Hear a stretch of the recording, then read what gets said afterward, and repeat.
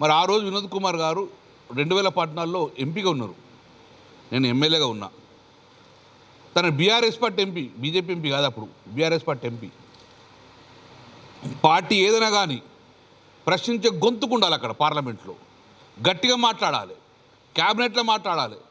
మా హక్కుల కోసం నువ్వు ఎందుకు, మేము తెలంగాణ బిడ్డలం కదా, మేము పన్ను కడతలేమా, మాకు ఎందుకు మాకు నిధులు రాలని చెప్పి కొట్లాడే గొంతు కావాలి.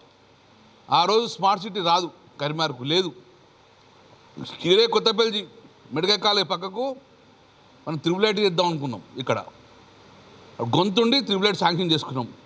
స్మార్ట్ సిటీ అర్హత లేకుండా ఉండగా ఆడు గొంతెత్తి పార్లమెంట్లో మాట్లాడి వెంకయ్యనాయుడుతో మాట్లాడి, మరి ఆ రోజు వెంకయ్యనాయుడుతో మాట్లాడుతూ పార్లమెంట్ అప్పుడు ఈయన బీజేపీ ఎంపీ కాదు కదా, మేము ఎందుకు పనిచేయాలి అనలే. ఏ ఎంపీ అయినా అలా వాస్తవత కొట్లాడుతుండని చెప్పేసి ఆ రోజు కరీంనగర్ స్మార్ట్ సిటీ ఇచ్చిండు. కేబుల్ బ్రిడ్జ్ వచ్చింది, ఇక్కడ త్రిబుల్ వచ్చింది. దాని తర్వాత తను ఓడిపోయింది, త్రిబుల్ మాయమైంది, ఎత్తుకపోయారు. అంటే నాకు ఆ రోజు 2014 తోడున్నాడు కాబట్టి ఊకంటారుగానే డబుల్ ఇంజన్ అంటే ఇది ఎమ్మెల్యే ఇంజను, ఎంపీ ఇంజన్ రెండు ఉంటే డబుల్ ఇంజన్, ఇద్దరం వెళ్తే డబుల్ ఇంజను. 2014 దాకా ఇద్దరం డబుల్ ఇంజన్ కాబట్టి కొట్లాడుకుని తెచ్చుకున్నాం. ఎంపీగా పోరాటం చేసి నిధులు తెచ్చే నాయకుడు కావాలి. మరి 2014లో మీ ముందు కనబడ్డది ఏం చేసిండు అన్నది. 2018లో ఏం చేసిండో సంజయ్ చేసినది కూడా కనబడుతుంది.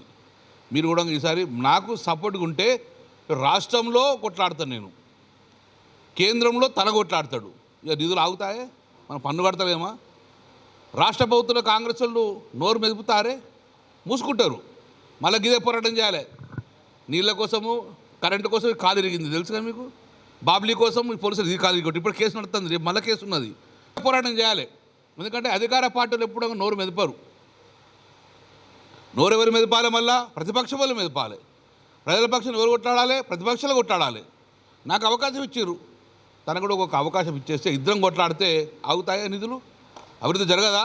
ఇక్కడ సంజయ్కి వ్యతిరేకంగా తనను గెలిపిస్తే కొట్లాడి ఆ రోజు బీజేపీ ప్రభుత్వం ఉన్నా కూడా టీఆర్ఎస్ పార్టీ అభ్యర్థిగా కొట్లాడి తీసుకొచ్చారు.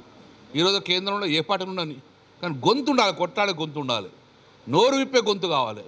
ఆ గొంతు వినోద్ కుమార్ గారు ఉన్నారు కాబట్టి మాకు అవకాశం ఇవ్వని చెప్పేసి మీ ముందుకు ఆశీర్వదించినట్టు మీరందరూ నాకు ఇచ్చిన ఆశీర్వాదం ఇవ్వాలని చెప్పి మనస్ఫూర్తిగా కోరుకుంటున్నాను. జై తెలంగాణ.